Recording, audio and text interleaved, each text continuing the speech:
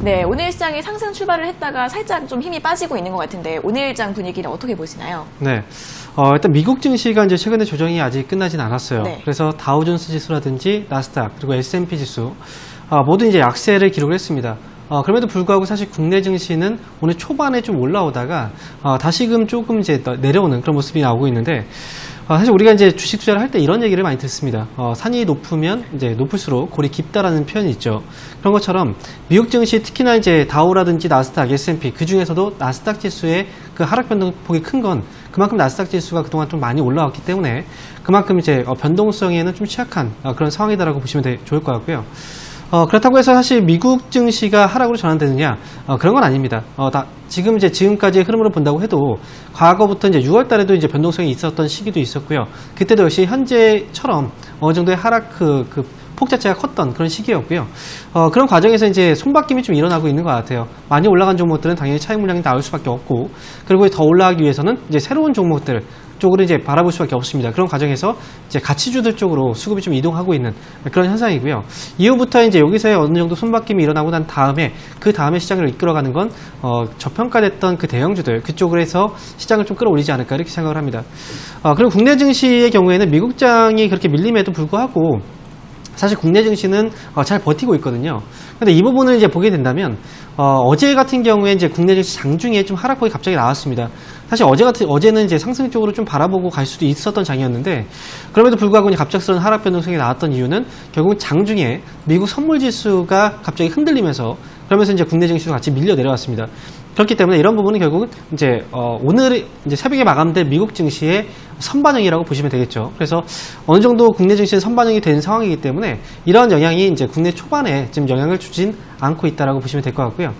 다만 이제 역시 이제 선물 지수가 미국장을 좀 어느 정도 선반영을 하고 있는 그런 지수다 보니까 결국은 이제 장중에 선물 지수의 반등이 나오게 된다면 국내 증시도 같이 또 올라오지 않을까 생각을 하고, 만약에 여기서 좀 약세 흐름이 나오게 된다면 오늘 또 금요일장이기 때문에 아무래도 오늘 국내 증시가 좀 강하게 올라오기는 조금 힘들 수도 있습니다. 근데 중요한 건 이제 국내 증시의 경우에도 최근에 2450포인트가 고점이었잖아요. 지난 이제 8월 달에 고점이었거든요. 그 고점 자리를 돌파하는 과정에서 그 자리를 찍고 나서 밀린 거거든요. 그렇기 때문에 지난 6월 달하고 사실 비슷한 흐름이라고 봅니다. 지난 6월 달 같은 경우에는 2200포인트라는 이 자리가 저항대라고 이제 판단을 하고, 그 다음에 그 자리를 올라서고 있는 그런 과정에서 한 번에 이제 저항을 받고 한번 눌렸던 적이 있습니다. 눌리고 나서 다시 올라가서 이제 그 다음부터 흐름을 잡아왔던 거죠. 이번 같은 경우에는 역시 이제 주요 저항대가 2450포인트예요. 그래서 역시 2450포인트에서 한번 조정을 받고 그리고 나서 이제 눌려있는 상태라 역시 다시 재돌파에 대한 가능성은 충분히 열어놓고 봐야 된다라고 생각을 합니다. 그래서 국내 증시에 대해서는 뭐 미국장하고 똑같이 따라간다라고 생각하지 마시고요. 미국장도 국내 증시처럼 개별적인 조정이 나오고 있다라고 보시면 좋을 것 같습니다. 그리고 한 가지 더 이제 제가 추가적으로 말씀을 드리고 싶은 것이 있어요.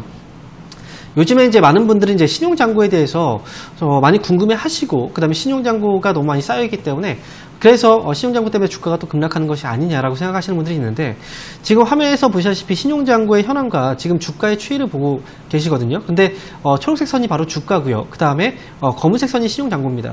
최근 들어서 신용잔고가 상당히 많이 쌓인 걸 우리가 눈으로 확인할 수 있어요. 그런데 이 흐름을 자세히 보다 보면 초록색 선, 즉 주가의 흐름과 상승과 하락과 신용잔고의 상승과 하락이 동일하게 움직이고 있다는 걸 우리는 확인할 수 있습니다. 이 부분을 첫 번째로 여러분들께서 보셔야 되는 거고요. 결국 시장이 올라가면 신용잔고는 증가할 수밖에 없습니다. 그래서 신용잔고가 증가하고 있다는 건 결국은 시장이 올라가고 있다는 증거라고 보시면 될 것 같습니다. 그리고 이제 신용잔고가 이제 하락하는 시점을 보게 되면요.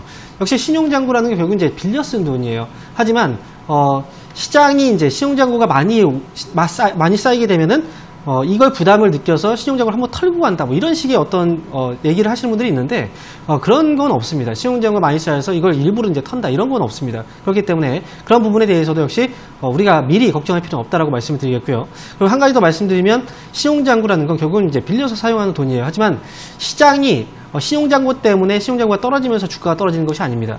전후 관계를 정확하게 우리가 따져야 되는데 결국은 주가가 갑작스럽게 하락이 나오기 때문에, 그래서 그 이후부터 신용잔고가 빠져나오는 거거든요.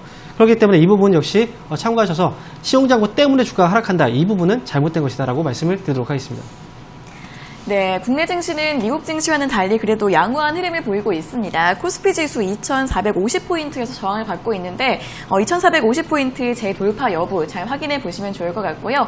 또 신용 잔고 그리고 시장의 흐름 같이 하고 있다는 부분 짚어주셨습니다. 참고하시면서 앞으로의 시장 대응 전망, 전략 짜 보실 때 함께 참고해 보시면 도움이 되실 것 같습니다.